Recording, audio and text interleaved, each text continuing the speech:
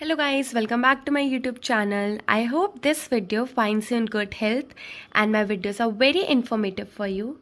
But before starting the video, please do subscribe to my YouTube channel. Hit the bell icon कि आपको updates मिलते रहे और मैं ऐसी और videos आपके लिए बनाती रहूँ. मैं motivated रहूँ आपकी subscription से. And like करो और comment करके ज़रूर बताना कि मेरे notes और मेरी explanation आपके कितनी helpful रहे हैं. और इस वीडियो में मैं आपको काफ़ी बताने वाली हूँ कि आंसर राइटिंग आपको कैसे करनी है जब जो भी टॉपिक आ रहा है. और इसके दो पार्ट्स होंगे. इस फर्स्ट पार्ट में मैंने आधी यूनिट कवर करी है आपके यूनिट 2 और सेकंड पार्ट में मैं आपकी पूरी यूनिट 2 कंप्लीट कर दूंगी. Now the first topic is meaning and concept of language acquisition. But अगर आपके पास एक क्वेश्चन आता है तो इस क्वेश्चन से पहले आप ज़रूर मीनिंग ऑफ लैंग्वेज जो आपने यूनिट 1 में पढ़ा है उसके डिफिनेशन एंड उसके कैरेक्टरिस्टिक्स का फ्लो चार्ट ज़रूर बनाना. मैं फ्लो चार्ट इसलिए बोल रही हूँ क्योंकि क्वेश्चन आपका लैंग्वेज एक्विजिशन पे है बट वो भी लिखना ज़रूरी है. तो कॉम्पैक्ट आंसर्स लिखना अपने कि कम में आप बहुत ज़्यादा एक्सप्लेन कर रहे हो क्योंकि आईपी यूनिवर्सिटी में जैसे मैंने पहले भी वीडियोस में बताया कि शीट्स नहीं मिलती है. Now coming to the topic, meaning क्या है लैंग्वेज एक्विजिशन का, मतलब क्या मतलब है उसका. लैंग्वेज एक्विजिशन एक वो प्रोसेस है जिससे ह्यूमंस जो सीखते हैं, अपने आसपास की चीज़ें सीखते हैं, बोलना सीखते हैं और लैंग्वेज का यूज़ करना सीखते हैं. ये प्रोसेस आपकी अर्ली चाइल्डहुड में शुरू हो जाती है और एक ये नेचुरल प्रोसेस है. जैसे कि जो बच्चा है वो अपने आसपास अपने पेरेंट्स को सुनता है, अपने फैमिली मेम्बर्स को सुनता है, फिर जैसे वो बोल रहे हैं उसको इमिटेट करता है, कॉपी करता है और gradually learning the meaning of words and कैसे उन वर्ड्स को एक प्रॉपर सेंटेंस में यूज़ करें. तो इसका अब हम एक एग्जांपल देखते हैं. एक बच्चा है, वो देखता है कि उसके जो पेरेंट्स हैं वो यूज़ कर रहे हैं वर्ड्स लाइक मिल्क और mama and over time baby learns to understand what milk means when they hear it. तो टाइम के साथ वो सीख जाता है कि मिल्क किसे कहते हैं एंड ऐसे ही जब उसे पता है कि उसको भूख लग रही है तो उसे क्या बोलना है, मिल्क बोलना है और वो उसकी क्या रिमूव करेगी, hunger. This is how the baby is acquiring या फिर कह सकते हो लर्निंग देयर फर्स्ट लैंग्वेज. जो एक्विजिशन होती है वो आपकी फर्स्ट लैंग्वेज की होती है और स्टेप बाय स्टेप होती है. अब दो तरह की आपकी लैंग्वेज एक्विजिशन होती है. फर्स्ट वन क्या है कि फर्स्ट लैंग्वेज एक्विजिशन ये वो होती है आपकी जो नेटिव लैंग्वेज होती है, लैंग्वेज जो आपके फैमिली मेम्बर्स बोलते हैं और जिसका एग्जाम्पल मैंने अभी दिया कि बचपन से बच्चा सीख रहा है. Second language acquisition this occurs when someone learns a language other than their first language. तो सेकेंड लैंग्वेज एक्विजिशन वो होती है जब जो बच्चा लैंग्वेज सीख रहा है, एक तो उसने सीखी हुई है अपनी जो नेटिव लैंग्वेज है जो वो घर पे बोलता है, दूसरी लैंग्वेज सीख रहा है जो उसकी सेकेंड लैंग्वेज कहलाई जाएगी और वो वहाँ पे इन्वॉल्व है किसके लिए, लर्न करने के लिए. बेसिकली आप कह सकते हो कि या कोई ऐसी लैंग्वेज जो बच्चे को सीखनी पड़ रही है क्योंकि वो नई कंट्री में गया है या फिर कोई नए एनवायरनमेंट में गया है. तो इसका एक एग्जांपल लेते हैं. एक बच्चा है जो स्पेनिश बोलता है घर पर और स्टार्ट करता है इंग्लिश सीखनी स्कूल में. तो एट फर्स्ट ऑब्वियसली चीज़ है, कोई भी हम नई चीज़ सीख रहे हैं तो हम स्ट्रगल करेंगे बट ग्रेजुअली टाइम के साथ this learn to speak and understand both Spanish and English. तो स्पेनिश उसकी क्या आती है यहाँ पे, फर्स्ट लैंग्वेज थी जो उसने घर से सीखी, बट इस इंग्लिश क्या आती है उसकी सेकेंड लैंग्वेज थी. आई होप आपको यहाँ तक समझ आया है.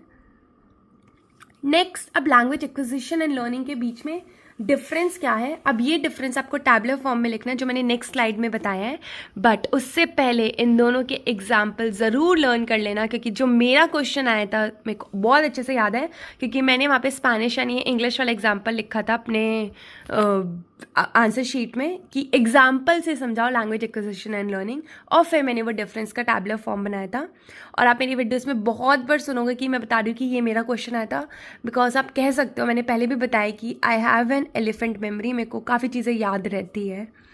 लैंग्वेज एक्विजिशन, अब इसका मीनिंग क्या है मैंने पहले भी बताया, फिर से बता देती हूँ. दिस रेफर्स टू एक नेचुरल प्रोसेस और जो सबकॉन्शियस प्रोसेस है जहाँ पे हम इन्वॉल्व नहीं है, ये नेचुरली हो रही है.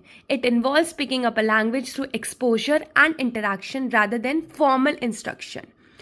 Example in context of students, a young child growing up in a bilingual household, bilingual जहाँ पे जो दो लैंग्वेज बोली जाती है, hears their parents speaking both English and Spanish. They naturally start to understand and use words from both languages without formal lesson. Formal का मतलब है वो कहीं जाके सीख नहीं रहा है या प्रॉपर इंस्टीट्यूशन में नहीं सीख रहा, वो सिंपली इमिटेट कर रहा है, अपने आसपास नेचुरली सीख रहा है. और सिंपली वो क्या करते हैं फिर उस चीज़ को सुन के लोगों से, अपने फैमिली मेम्बर से इंटरेक्ट करके उसकी लैंग्वेज एक्वायर हो गई. वेर एज जो लैंग्वेज लर्निंग है वहाँ पे कॉन्शियस एफर्ट है, आप वहाँ पे इन्वॉल्व हो क्योंकि वो चीज़ आपको सीखनी है, टिपिकली थ्रू फॉर्मल एजुकेशन। तो एक डिफरेंस आप language acquisition and language learning के बीच में दे सकते हो, वो ये है कि लैंग्वेज जो एक्विजिशन है वो आपका एक सब कॉन्शियस प्रोसेस है, वेर एज लैंग्वेज लर्निंग है वो आपका कॉन्शियस प्रोसेस है। For example a middle school student जो स्पीक करता है English language takes a Spanish class. In this class they learn the rules of Spanish grammar, practice करते हैं उसी से रिलेटेड चीज़ें, वो कैप। This learning is guided by teacher and involve studying the language rather than picking it up naturally. तो यहाँ पे जो बच्चा है तो वो क्या कर रहा है, बच्चा यहाँ पे कॉन्शियसली इन्वॉल्व है उस लैंग्वेज को सीखने में। Now coming to next topic, ये एक टैबलर फॉर्म है जो आप ज़रूर अपने नोट्स में बना लेना, एंड ये सेम ही चीज़ रिपीट हो रही है तो मैं इतनी एक्सप्लेनेशन में नहीं जा रही हूँ।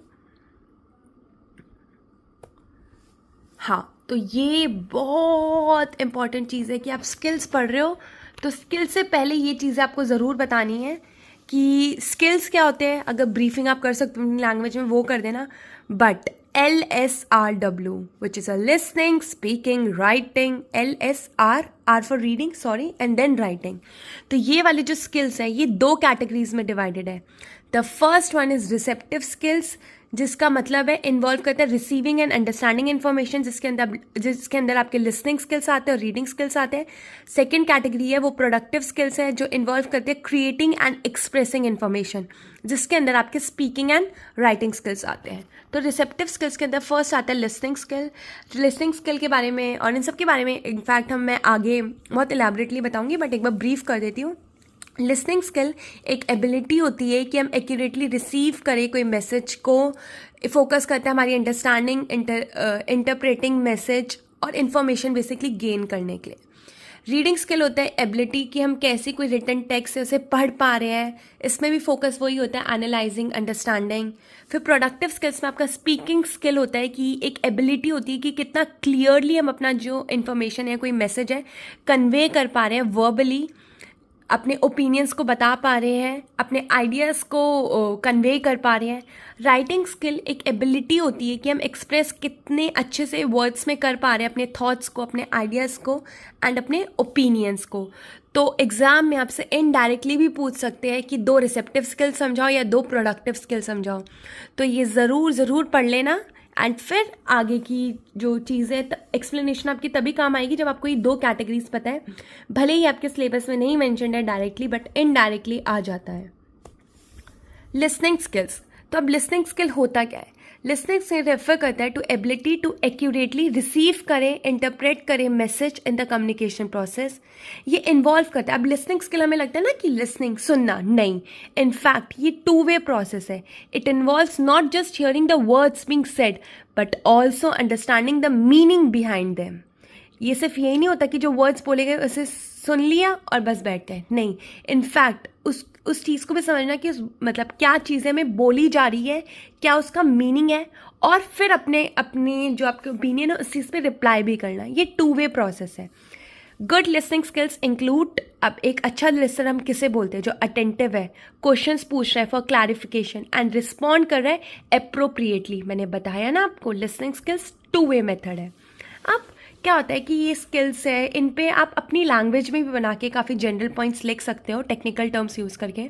और कभी भी आपको इलेबरेट करना है आंसर तो रोल लिख दो। टीचर का क्या हो सकता है लिसनिंग स्किल में, स्टूडेंट का क्या हो सकता है कि टीचर को क्लास में बच्चों की सुननी चाहिए, स्टूडेंट्स को लिसनिंग स्किल्स करने चाहिए क्लास में। बहुत अच्छे टॉपिक एग्जाम्पल ले लो कि सोशल साइंस की क्लास में बच्चा अच्छे से पढ़ेगा, अच्छे से सुनेगा टीचर की, तो एग्ज़ाम में उसकी हेल्प होगी। तो ऐसे आप अपनी लैंग्वेज में आंसर्स इलेबरेट कर सकते हो।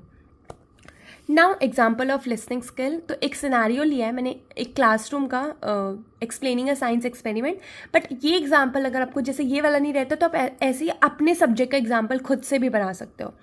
फर्स्ट स्टेप है scenario in a classroom, a teacher is explaining a science experiment. इसका फर्स्ट स्टेप है active listening. A student pays full attention, making eye contact with the teacher and nodding to show they are engage. तो पहला step यही है कि जो बच्चा है वो फुल्ली इन्वॉल्व है, बहुत अटेंटिव है और नॉड कर रहा है, मतलब अपनी गर्दन को हाँ कर रहा है कि हाँ मैं क्लास में एंगेज हूँ।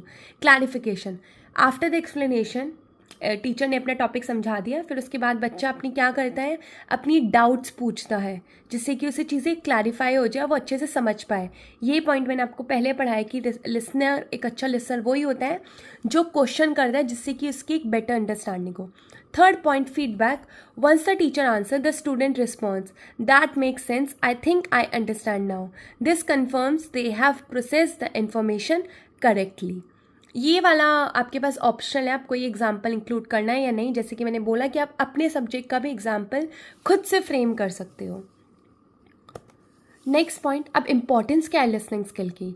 एनहांस करता है हमारी अंडरस्टैंडिंग। एक जो अच्छी लिसनिंग स्किल है वो हमें न्यू कंसेप्ट और इंस्ट्रक्शन देता है। नेक्स्ट, अगर आप अच्छे लिसनर हो तो आपका एक अच्छा रिलेशनशिप बनता है। Third, encourages engagement. When listeners are attentive, it encourages speaker to share more information. तो अगर आप जैसे कि देखो कि बच्चा अगर क्लास में इंटरेस्टेड है आपकी बात सुनने में, तो आप जो स्पीकर हो क्लास में, जो इन्फॉर्मेशन दे रहे हो, लेक्चर दे रहे हो, तो वो क्या हो रहा है कि आपको भी एक मोटिवेशन मिल रही है कि हाँ, मेरे को इस टॉपिक पे और पढ़ाना चाहिए। Next, kinds of listening skill. तो काइंड्स एक्सप्लेन करने से पहले ज़रूर flow chart banana. Active listening, fully engaging with the speaker to understand their message without distraction. Active listening वो होती है जहाँ पे जो एक लिसनर होता है वो पूरी तरह एक स्पीकर की बात सुन रहा होता है without distraction. For example, during a group discussion, a student lessons attentively to their classmates' presentation, nodding and occasionally summarizing key points. Like, so you are saying that climate change impacts agriculture in several ways, correct? तो basically class में group discussion हो रही है, कोई group है जहाँ पे जो प्रेजेंट कर रहा है और उसकी चीज़, उनकी प्रेजेंटेशन जो क्लासमेट्स से बहुत अच्छे से सुन रहे हैं, और लास्ट में भी मैं ये नहीं बोल रही कि फुल इंगेज का मतलब ये कि आप कुछ बोलो ही ना, आपको बोलना है बट बीच में डिस्ट्रैक्ट नहीं करना है। ऐसे प्रेजेंटेशन के बाद मे भी कोई बच्चा उठ के उस टॉपिक को समराइज कर दे। Next point, critical listening.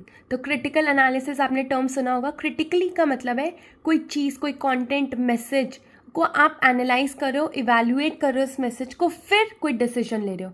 For example, in a debate you listen carefully to both sides argument, noting strengths and weaknesses. You might say, while I agree with some points about economic benefits, but I think the environmental concerns raised are also significant.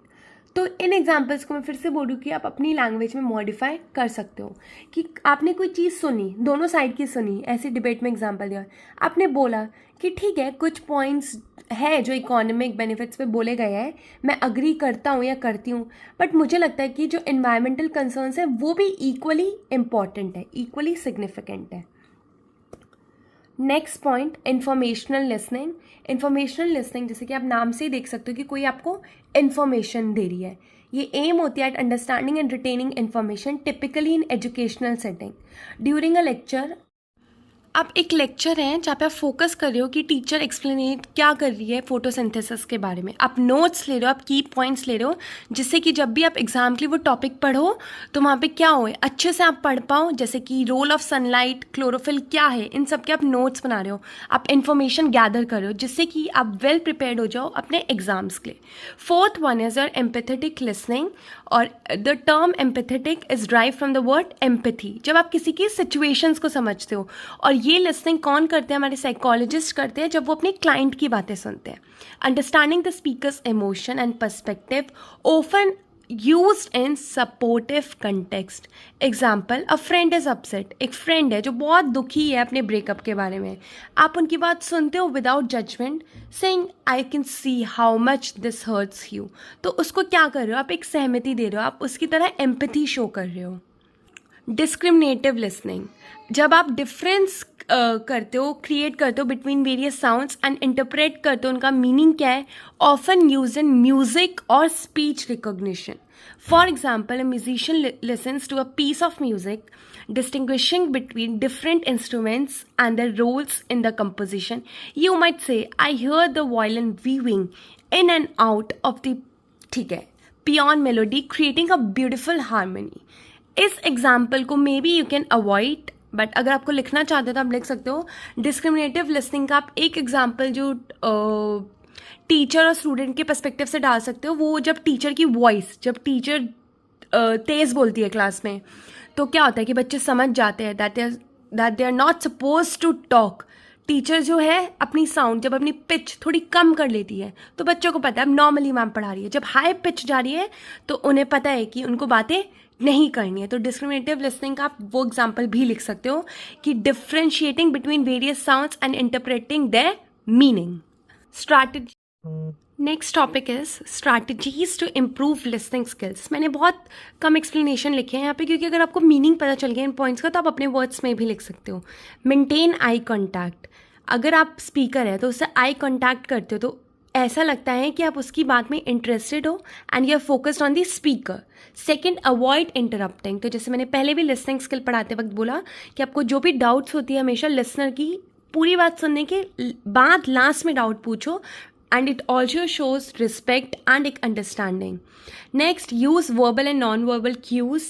Fourth one is paraphrase and summarize. कि repeat back what you have heard in your own words to ensure understanding. For example, अगर teacher ने कोई concept class में पढ़ाया तो बच्चे को हमेशा लास्ट में या फिर टीचर को एक ऐसा मौका देना चाहिए कि लास्ट में बच्चे किसी को भी रैंडमली उठा के बोले कि आप एक्सप्लेन करो, इसे अपने वर्ड्स में एक्सप्लेन करो, जिससे कि टीचर को ये पता चले कि जो बच्चे ने कंसेप्ट समझा है वो सही समझा है। आस्क ओपन एंडेड क्वेश्चन, जिससे कि आपकी और इन्फॉर्मेशन जो है क्लियर हो जाए, आपकी डाउट्स क्लियर हो जाए। Sixth one is practice mindfulness. Seventh one is take notes, jotting down notes एक बहुत इंपॉर्टेंट चीज़ है कि आप करेक्ट इन्फॉर्मेशन पढ़ो, वो नोट्स आपके पास रहते हैं एग्ज़ाम के लिए आपको बहुत हेल्प करेंगे। नेक्स्ट, लिमिट डिस्ट्रैक्शन, अपने फ़ोन्स को दूर रख दो। Ninth one is show empathy. So I hope you liked my video and my video was very helpful for you. Also, just to bring this to your notice that this was my very first video जो मैंने इतनी बड़ी record करी थी। And please मेरे को comment section में ज़रूर फीडबैक देना कि how was the video and what can I improve and कौन सा चीज़ आपको बहुत अच्छी लगी है मेरी वीडियो के बारे में। Till then, thank you, please subscribe to my YouTube channel, share and comment down, keep supporting and best of luck for your exams. Thank you everyone.